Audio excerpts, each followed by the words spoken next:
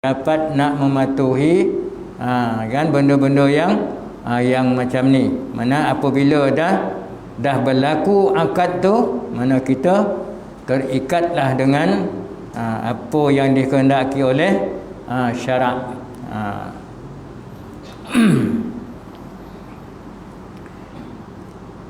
Di samping meletakkan beberapa syarat saksi, saksi pun ada syarat kan, yang melayakkannya menjadi tempat kepercayaan untuk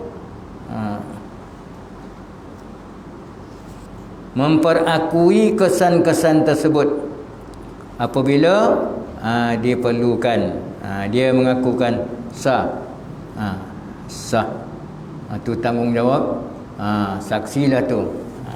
Sebab saksi tu yang ada dua saksi tu, dia dah tertaluk kepada syarat-syarat yang ditentukan kepada dua saksi tu. Orang lain tu cuma bantu menyaksikan saja yang ada dalam majlis tu kan. Tapi dia tak kena syarat. Yang kena syarat yang dua tu.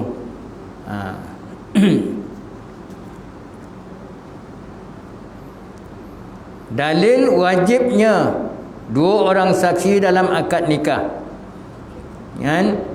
Dalil wajib wujudnya dua orang saksi dalam akad nikah ialah sabda Rasulullah SAW yang bermaksud tak ada perkahwinan tanpa wali. Yang tak berlaku akad nikah tanpa wali dan dua orang saksi yang adil. Sini ada wali, ada dua orang saksi yang adil. Perkahwinan yang selain daripada itu adalah batal tu tak diterima, tak sah lah. Syarat dua orang saksi. Apa syarat dia? Dua-duanya tu mestilah Islam. Tak boleh seorang kafir, seorang Islam, tak boleh kan? Ataupun dua-dua kafir, tak boleh. Dia mesti Islam. Akad nikah seorang perempuan yang bersaksikan orang bukan Islam adalah tidak sah, kerana akad nikah dianggap urusan agama. Ia mesti disaksikan oleh saksi yang beragama Islam. Juga kerana orang kafir tidak boleh menjadi saksi ke atas orang Islam. Orang Islam boleh jadi saksi untuk orang kafir kan, tapi orang kafir tak boleh jadi saksi untuk orang Islam. Firman Allah SWT,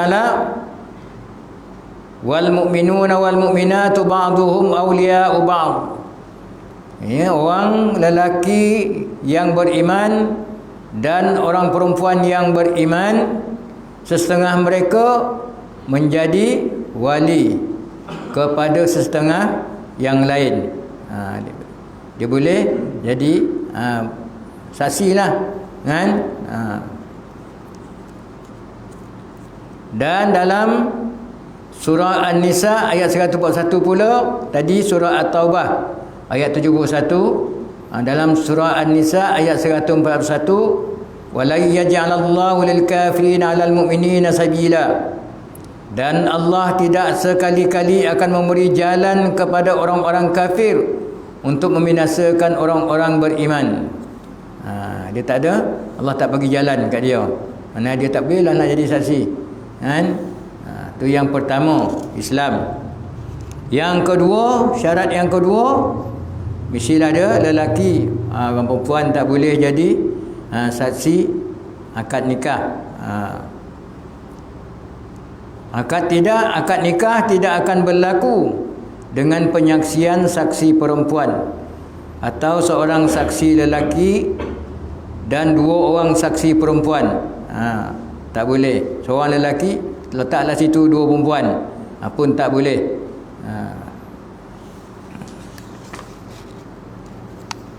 Surah berkata, sunnah Rasulullah sallallahu alaihi wasallam tidak membenarkan saksi perempuan dalam hukum hudud nikah dan talak. Cerai pun tak boleh, kan? Dia menceraikan pun tak boleh, saksi itu orang perempuan. Dan nikah tu pun tak boleh saksi orang perempuan. Begitu juga hukum hudud, tak boleh saksi perempuan. Zuhri adalah seorang tabi'in. Hadis seumpama ini yang diriwayatkan oleh tabi'in adalah dikategorikan sebagai hadis marfu', sebagaimana yang telah dijelaskan oleh para ulama. Itu ulama hadis. Yang kedua tadi kan lelaki, kan? Yang ketiga berakal dan balik. Dia kena akal tu, dia sadarlah, dia sihatlah akal tu, kan? Baru tengah kawan tu baru cakap aku terima nikah ni, apa ni, baru nak jawab terima, kan? Aku terima, dia kata saksi pun tumbang, pitam ke, pengsan ke, maka tak sah. Tunggu saksi itu sadar balik, kan? Itu katakan berakal. Dan balik ni dah cukup umur lah. Tidak sah akad nikah dengan kehadiran orang-orang gila dan kanak-kanak sahaja, kerana akad nikah adalah satu akad yang amat besar. Kehadiran orang-orang gila dan kanak-kanak sahaja meremehkan perkara yang besar itu, mengganggu, kan? Dia tak boleh campur. Orang hitam gila ke apa ke, tak boleh campur dalam akad tu tadi. Yang keempat, adil walaupun zahirnya sahaja. Dia orang yang amanah, kan? Walaupun menampak pada zahir dia tak fasik, kan? Kalau dia melakukan fasik ke kerosakan tu, bersembunyi-sembunyi, orang tak tahu, kan? Orang tak tahu. Kau dia pergi balik nombor ke apa ke, kan? Ini saksi nikah ni, kan? Tapi orang tak tahu, tak apa. Dia tak terang-terangan. Dia katakan adil. Kedua-dua orang saksi itu tadi mestilah adil walaupun luaran sahaja. Nampak dia okey lah. Maksudnya kefasikannya dilakukan secara sembunyi-sembunyi dan tidak dizahirkannya, dia tak tunjuk, kan? Kefasikannya tu dia tak tunjuk ke orang. Tidak sah akad nikah dengan dua orang saksi yang jelas kefasikannya, kerana penyaksiannya tidak diyakini. Tak boleh sebarang orang tak tentu arah, kan? Kau duduklah jadi saksi, kan? Tak boleh. Ini kalau ikut hukum undang-undang mahkamah gitu, kan? Mahkamah syariah, ditentukanlah siapa yang jadi saksi itu, kan? Jadi penolong perdata tentukanlah siapa jadi saksi itu. Ini ada nak nikah sembunyi ni, kan? Nikah sembunyi, kan? Dia tak daftar, kan? Dia nikah, wali ada, saksi ada. Jadi saksi itu yang sembunyi-sembunyi nikah ni, saksi itu mestilah orang yang betul-betul yang dipercayai. Tak boleh orang yang perangai dia tak senonoh, atau tak boleh ambil saksi. Cik orang yang baik jadi saksi, kan? Wali tak apa, abang eko, orang tu dah syukur, kan? Nak pergi apa kan? Aku ada lah bini orang sekolah tu, takut pula tahu, kan? Nikah nyuruk-nyuruk ni, kan? Dia tak daftar, kan? Dia tak daftar, dia tak isi borang, kan? Dia tak isi borang. Benda ni memanglah salah, kan? Ikut undang-undang memanglah salah, kena dondo lah, kan? Orang yang mengakad nikah, wali pun kena, saksi pun kena, pasangan pun kena.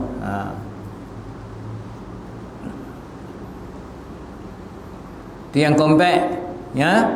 Mestilah dia adil, orang yang amanah, amanah kepada agamanya lah, ya. Yang kelima, dia menongah, dia tak pokak, kan? Dia menongah. Kan kemudian kau tak terongah apa? Apa tu, kan? Sampai 5-6 kali tak terongah je ponek kawan dah, kan? Jadi akad nikah yang disaksikan oleh saksi pokak atau dia tidur adalah tidak sah. Dia lolap.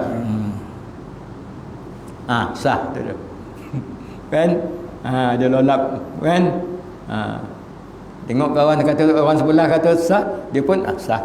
Ikut cakap orang sebelah tak boleh, dia mesti kena sendiri. Tak boleh dengan saksi yang satu tu je. Ya, mestilah tidak pokak ataupun dia tak tidur. Jadi akad yang disaksikan oleh saksi yang pokak atau yang tidur adalah tidak sah, kerana matlamat menjadi saksi tidak tercapai. Juga kerana akad yang disaksikan adalah perkataan yang dilafazkan, oleh itu saksi mesti mendengar lafaz tu. Dia dengar cakap itu, kan? Lafaz yang keluar daripada lidah wali, kan? Lepas tu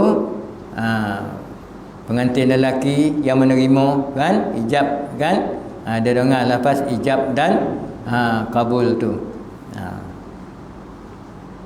Yang keenam, melihat, tak boleh orang buta, kan?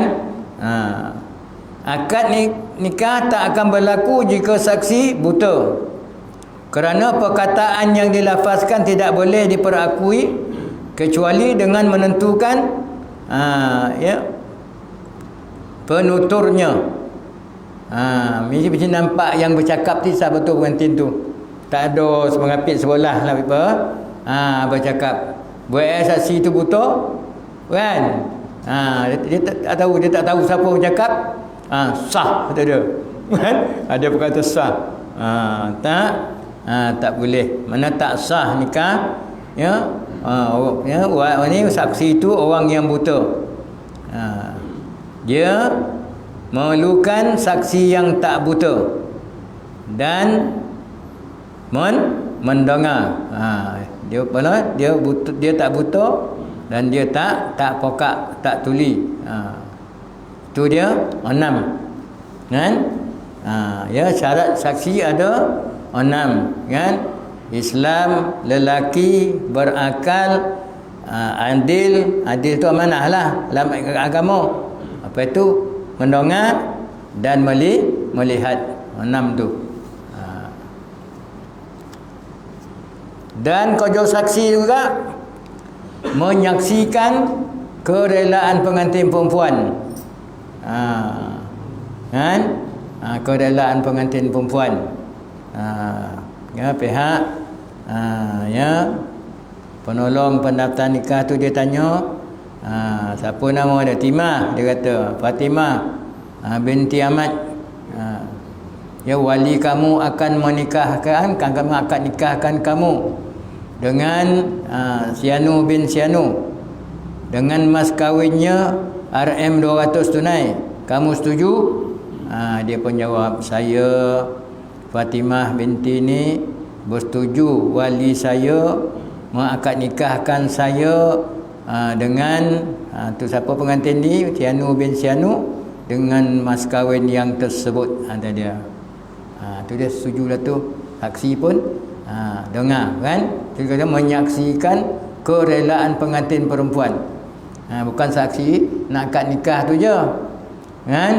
Tanya tu pengakuan perempuan tu dia setuju, kan? Dia memberi izin untuk dia akad nikahkan.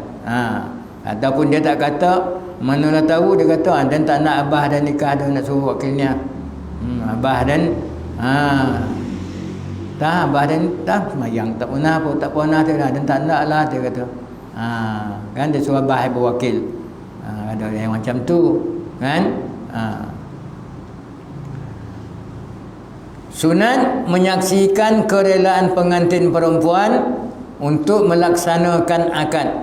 Ini berlaku dengan cara dua orang saksi yang cukup syarat mendengar keizinan dan keredaan pengantin perempuan untuk melaksanakan akad, seperti dia berkata, aku rela dengan akad ni. Samalah yang saya cakap tadi, saya ni bersetuju, kan, wali saya untuk akad nikahkan saya dengan ni dengan mas kahwin yang tersebut. Itulah lebih kurang. Ataupun dia kata saya izinkan akad nikah ni pun boleh, kan? Ini dilakukan sebagai langkah berjaga-jaga untuk menjamin tidak berlaku pengingkaran selepas akad. Tak mahu apa berlaku lah pengingkaran lepas akad. Dah akad nikah lah baru nak tanya. Kan dia tanya dulu, kan, tanya dulu, kan, dah tanya setuju barulah akad tu dijalankan. Ni dah akad nikah dah apa baru tanya, saya tak setuju apa pula tu ni, kan, dah timbul, ya, berlaku, ya, pengingkaran selepas akad. Sebab itulah, kan, mestilah kerelaan tu disaksikan oleh dua orang saksi tadi. Menjaga kehormatan bapa atau datuk. Nak jaga kehormatan bapa atau datuk, anak, sama ada lelaki atau perempuan, Muslim ataupun kafir, wajib menjaga kehormatan bapa ataupun datuk, wali lah, menjaga kehormatan wali, sama ada dari sebelah ayah ataupun sebelah ibu, sama ada bapa ataupun datuk orang Islam atau orang kafir, supaya tidak terjerumus ke dalam maksiat.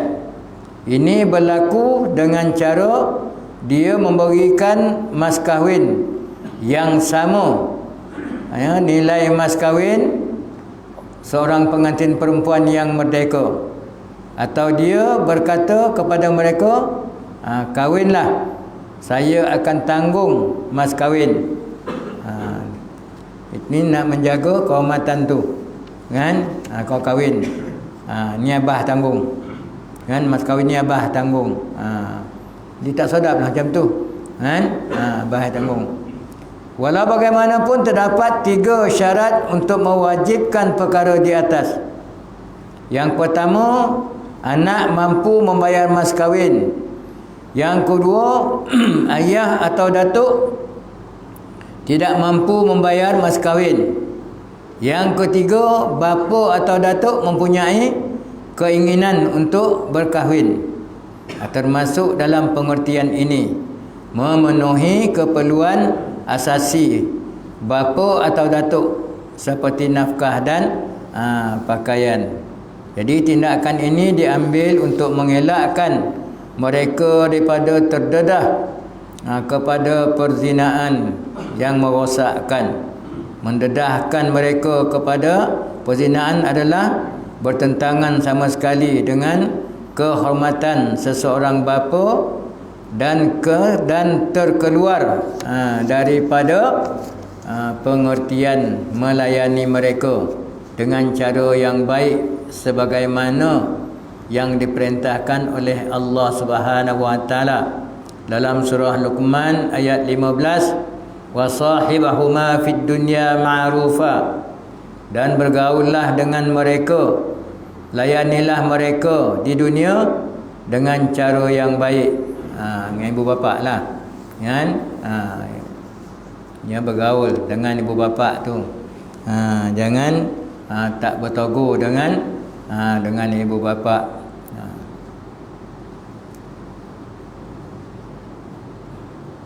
Memeluk Islam setelah kahwin. Jika seorang lelaki kafir serta isterinya memeluk Islam bersama-sama, perkahwinan mereka terus kekal. Kan dia dah kahwin lah, kan dah kahwin. Jadi dia bersama suami isteri itu tadi, dia memeluk Islam. Jadi perkahwinan mereka tu terus kekal. Kan perceraian hanya berlaku jika berlaku perbezaan agama. Lainlah. Kalau suami dia tak masuk Islam, isteri masuk Islam, kena cerai. Ataupun suami masuk Islam, isteri tak masuk Islam, kena cerai. Agama mereka tidak berbeza jika kedua-duanya kafir atau kedua-duanya memeluk Islam. Ibnu Abbas radhiyallahu berkata, pada zaman Nabi SAW, seorang lelaki datang menemui baginda dalam keadaan telah memeluk Islam. Kemudian isinya pula datang dalam keadaan memeluk Islam. Maka beliau berkata, "Ya Rasulullah, dia adalah isiku yang telah memeluk Islam bersamaku." Maka Nabi jawab, "Kembalikanlah dia kepadaku." Dia kata, "Kembalikanlah dia ke aku." Dia kata ke Rasulullah. Maka isinya dikembalikan kepadanya. Itulah dia punya dalil dia. Kan seorang bertemu pada Rasulullah, kemudian isinya pula datang bertemu Rasulullah, mengatakan dia berdua tu dah memeluk Islam. Jadi kembalikanlah dia pada aku, kata dia. Maka Rasulullah jawab, maka dikembalikan. Dalam masalah suami memeluk Islam dan isinya masih dengan agama asal, terdapat beberapa keadaan. Jika isteri adalah ahli kitab, perkahwinan keduanya terus kekal, kerana seorang Islam diharuskan berkahwin dengan perempuan ahli kitab. Kita ni tak ada lah zaman kita ni dah, ya. Ini zaman dululah. Jika isteri menyembah berhala atau mulhid, atau mulhid ni etis lah, dan tidak memeluk Islam, sama ada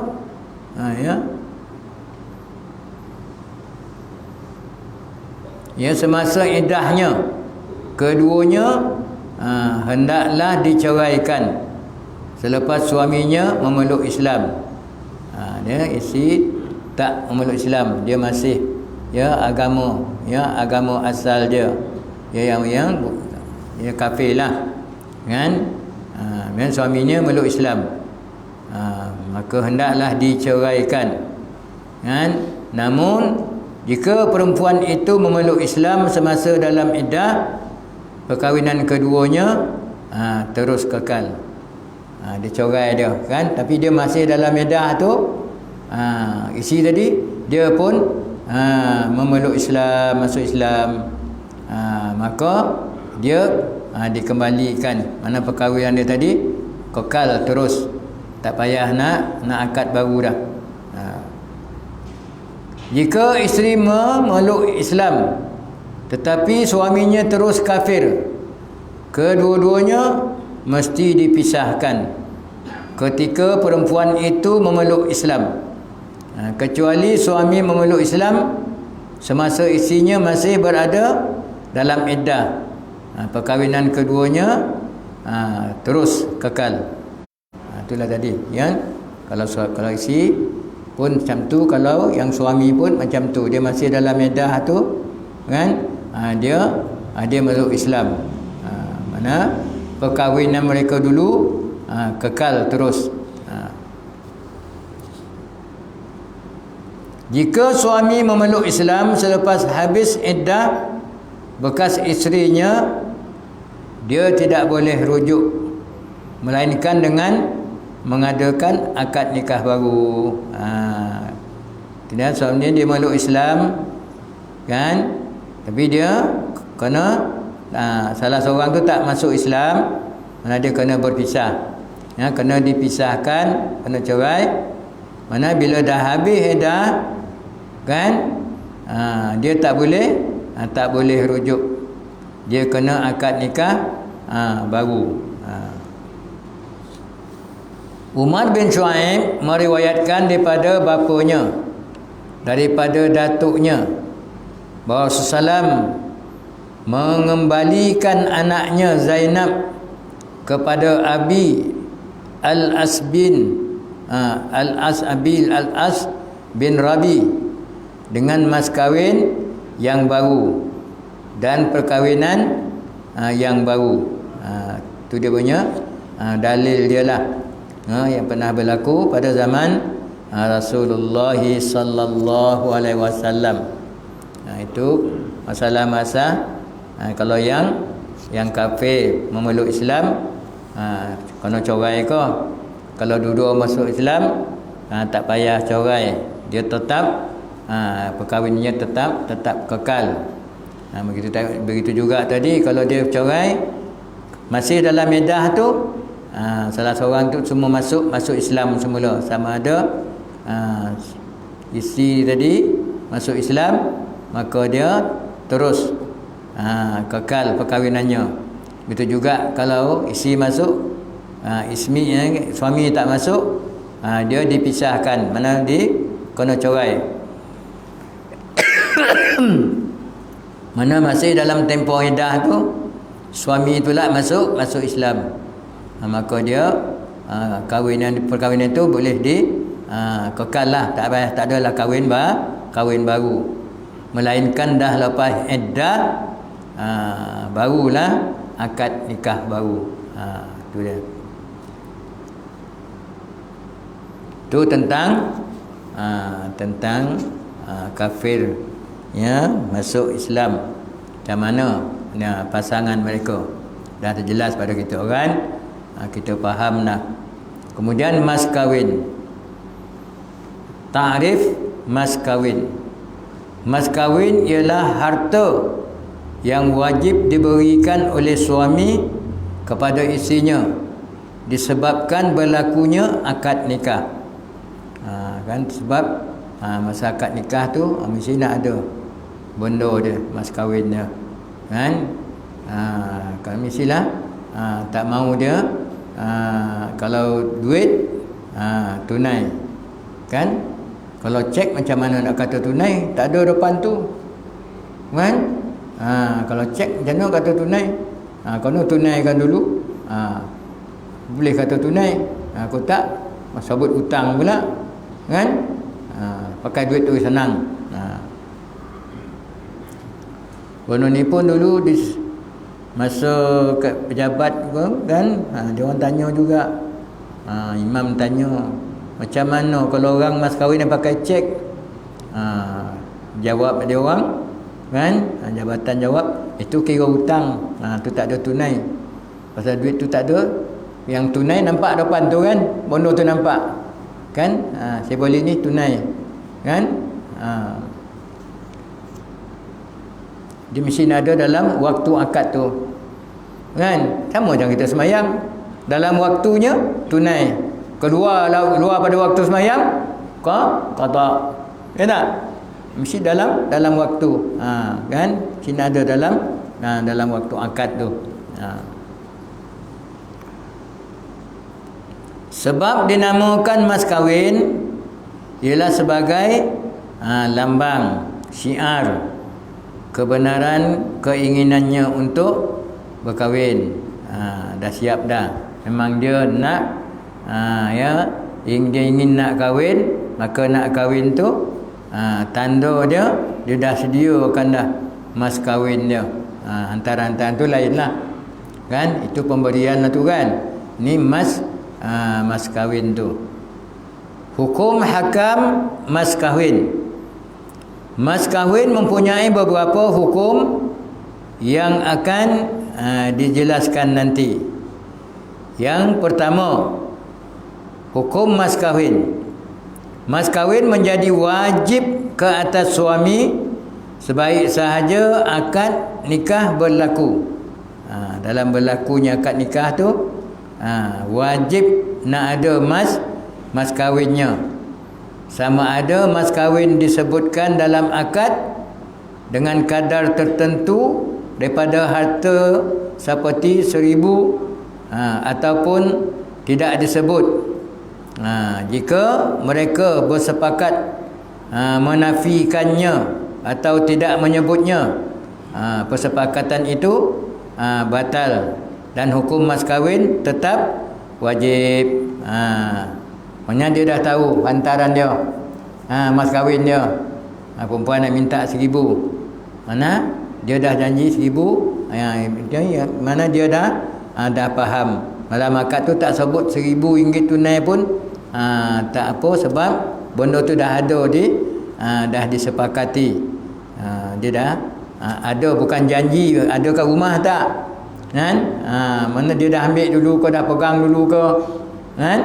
Perempuan tu dah ambil ke masa tu, dah pegang, tak ada kat situ, tak sebut pun tak apa, nikah tu tetap sah.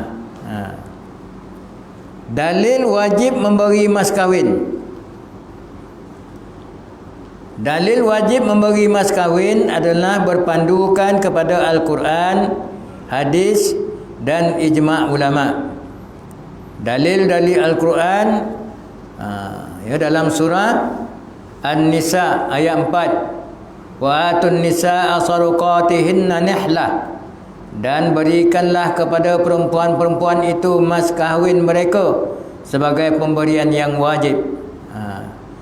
Dalam surah An-Nisa ayat 4 dan dalam surah An-Nisa ayat 24, famastamta'tum bihi minhunna fa'atuhunna ujurahunna fariidah wala junaha alaikum fima taradaitum bihi min ba'dil fariidah.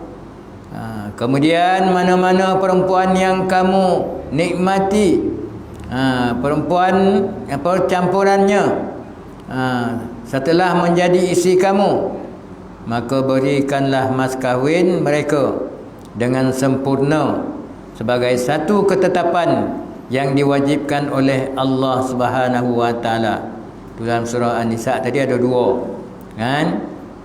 Dan dalam surah Baqarah, la junah alaikum in talaqtumun nisa ma lam tamassuhunna aw tafridu lahunna fariidah.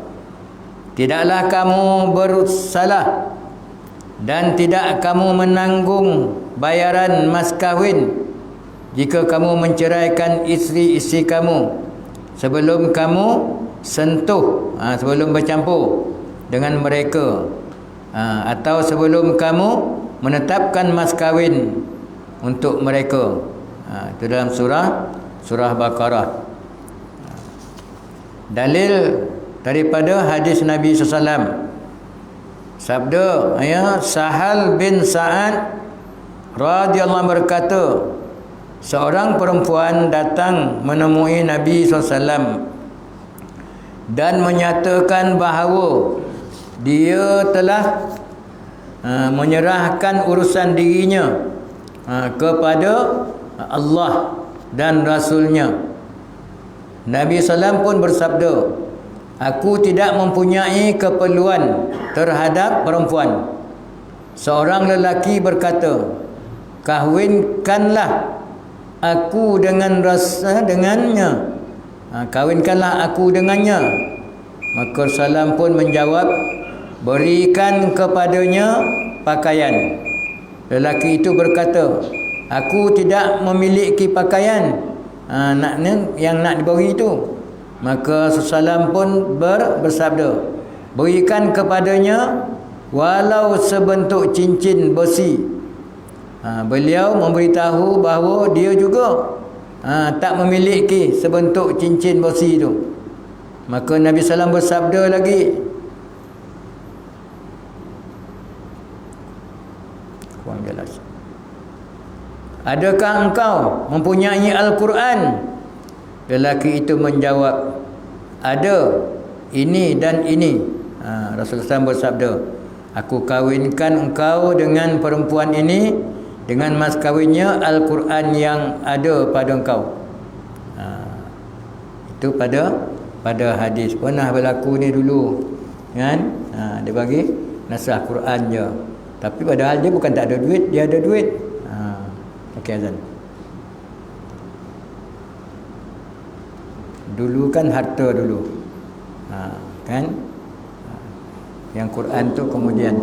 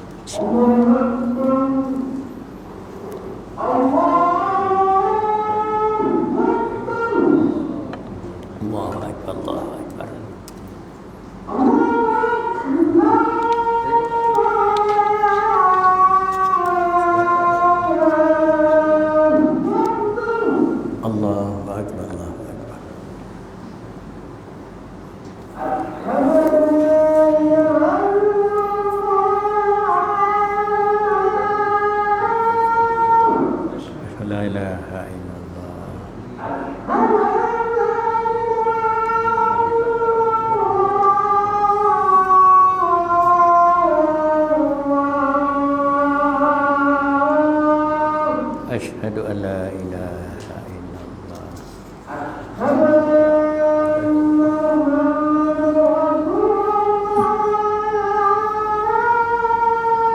Asyhadu anna Muhammadar Rasulullah.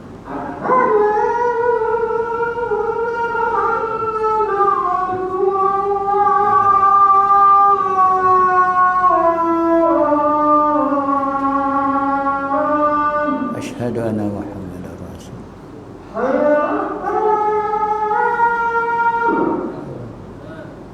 La haula.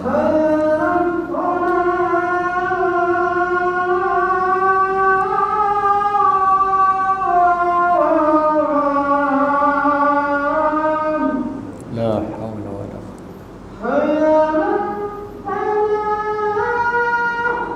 la haula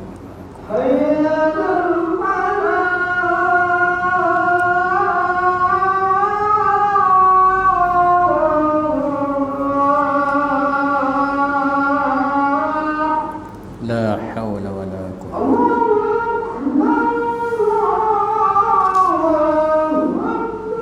Allahu akbar.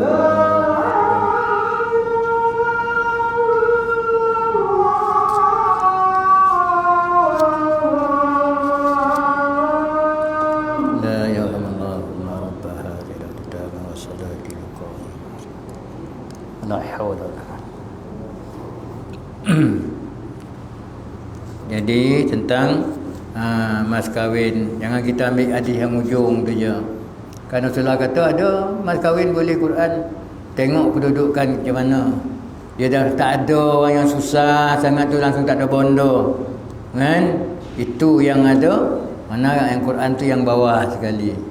Dia mesti dulu kan wang ke, emas ke, apa di pakaian ke, betul di pakaian kan, tak ada pakaian, cincin ke, cincin bosi, emas pun tak ada, tak ada cincin bosi pun tak ada, barulah Quran tadi, Quran tu yang last sekali, yang kita ambil mudah je, kan, ambil yang ujung je, kan, jangan kita main ikut-ikut je, mana kita ikutlah apa yang disyaratkan, kita ikutlah apa yang dikeluarkan oleh undang-undang Mahkamah Syariah dalam akad nikah, kita ikutlah tu kan. Kalau dia tetapkan 200, 200 lah. Kalau janda 100, kalau nak dara 200. Tapi kalau ada yang 300 tak apa, dia tak boleh kurang pada 200 tu. Kalau nak 300, ada yang 10,000 mas kahwin, 10,000 pun ada, sebut 10,000 mas kahwin. Ada antara tak ada, dia kata. Ada macam tu. Kita sebutlah. Kan macam-macam kita jumpa ni kat ni. Kan dia kata yang ni 300. Ya 300, sebutlah 300. Wallahu alam. Hikmah disyariatkan mas kahwin Apa tujuan dia disyariatkan, kan, ditetapkan mas kahwin tu? Ialah untuk menyatakan kebenaran keinginan suami untuk hidup sebagai suami isteri secara mulia dan terhormat. Tu dia. Kalau kita ada, kita ambil ayat Quran je dah lah. Kau makin kahwin pun bagi dan Quran je. Dan bersabutlah kalian nanti, kan? Hikmah lain ialah membolehkan perempuan menyediakan keperluannya, seperti pakaian dan pelbagai keperluan lain untuk memasuki kehidupan baru. Bolehlah yang kita bagi tadi, boleh beli pakaian ke, ataupun dia boleh beli perhiasan ke, kan? Untuk kelengkapan diri dia, kan? Daripada mas kahwin yang dibagi oleh suami itu. Islam juga mewajibkan pengantin lelaki memberikan mas kahwin sebagai lambang. Lambang tu syiar lah, tanda, kan? Katakan lambang tu syiar lah, tanda kesungguhannya menjaga bakal isterinya. Hikmah ini tidak dapat dicapai jika perempuan keluar bekerja untuk mengumpul wang, kemudian diserahkan kepada bakal suaminya sebagai mas kahwin. Tu tak boleh. Jadi mas kahwin, kan, aku hantaran tu tak apalah, kan? Mas kahwin tak ada, dia pergi kerja, dapat dia gaji sebulan dah ni, duit mas kahwin saya besok. Ya. Jadi tak tepat lah. Jadi itulah yang dapat kita kongsi dalam mas kahwin ni. Tapi tak selesai lagi mas kahwin ketika akad. Tapi siapa yang memiliki mas kahwin, banyak lagi, kan? Lepas tu kadar mas kahwin, banyak lagi cerita dah tentang mas kahwin ni, pun panjang juga, kan? Kan menyegerakan atau menangguhkan mas kahwin, itu kalau hutang, tak? Mas kahwin diberi sepenuhnya, banyak lagi cerita tentang mas kahwin ni, tak selesai lagi. Sampai 5-6 mulai lagi. Ya, cakap tu dulu. Yang akan datang kita sambung lagi, kita sekat isyak je, kan? Jadi mana yang disebutkan tadi semualah kita faham, dan yang pernah kita lalui tentang, cuma kalau ada macam berlaku macam ni, dapatlah kita sikit gambaran dia, kan? Mana tentang akad ni pun kita dah faham sangat, kita tahu dah, tentulah ada mas kahwinnya apa semua, kan? Tentang saksi pun kita dah faham, tentulah saksi itu orang yang kita percayai, orang yang betul-betul jadi saksi tu, bukan main cedok je kata orang itu, kan? Itulah dia, insyaAllah itulah dapat kita kongsi sama di apa yang dijelaskan dalam fiqh munakahat ni, kan? Tentang kepahaman kita, ya, dalam nikah kahwin. Wallahu alam. Al-Fatihah.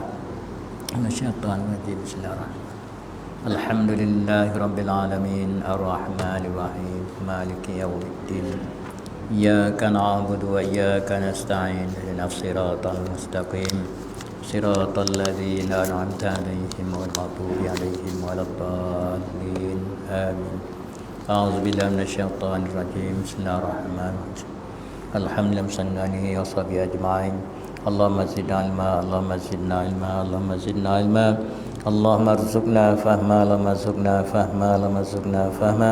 Allahumma hdina siratal mustaqim, siratal ladzina an'amta 'alaihim ghairil maghdubi 'alaihim waladdallin. Rabbana anfa'na bima 'allamtana, Rabbana 'allimna alladhi yanfa'una, Rabbana faqqina wa faqih ahlana wa qarabati lana fi dinina. Rabbana atina fid dunya hasanah wa fil akhirati hasanatan wa qina azabannar. Wa sallallahu ala khairil khalqihi Muhammadin wa alihi wa sahbihi ajma'in. Wa sallam alhamdulillahi bil alamin. Taqabbalallahu minkum. Kita